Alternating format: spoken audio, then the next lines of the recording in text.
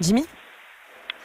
Professeur, qu'est-ce qu'on peut appeler du coup soins dentaires urgents ? Alors évidemment le détartrage n'en fait pas partie, mais est-ce que vous pouvez rappeler aux auditeurs, voilà, qu'est-ce qui doit être considéré comme urgent et que vous pouvez traiter en ce moment ?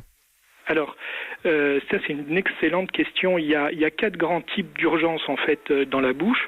Il y a d'abord la douleur et certaines douleurs dentaires qui vont être des douleurs de rage de dents, vous savez, de pulpite, ne passeront pas avec des médicaments otalgiques et encore moins avec des antibiotiques. Donc là, elles nécessitent vraiment l'intervention d'un chirurgien dentiste pour soigner la dent. Vous avez évidemment les urgences infectieuses, tout ce qui va être les abcès ou les cellulites qui vont pouvoir être temporisés 24 ou 48 heures avec des antibiotiques, mais qui vont nécessairement demander très rapidement l'intervention d'un chirurgien dentiste.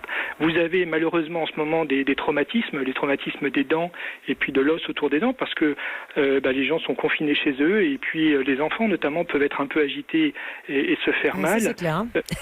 Oui. Pas mal de chutes. Moi j'ai eu peur pour les dents 1 ou 2 fois déjà. C'est ça. Donc c'est bien normal. Les enfants sont enfermés toute la journée, certains dans des appartements un peu exigus et ils peuvent se faire très mal.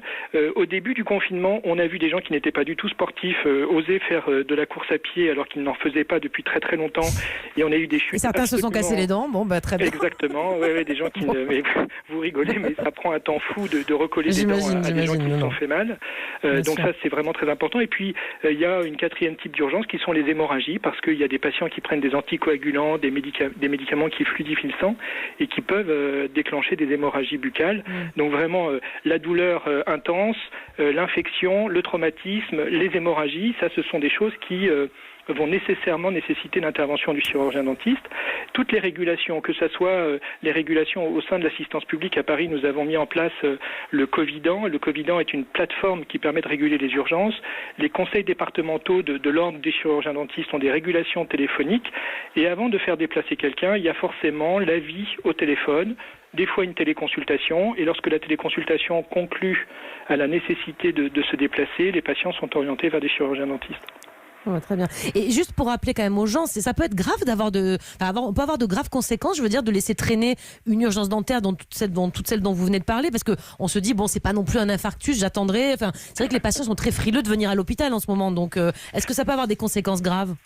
Votre remarque, elle est extrêmement judicieuse parce qu'il faut effectivement à un moment donné se dire il est plus grave de rester chez soi que de se déplacer.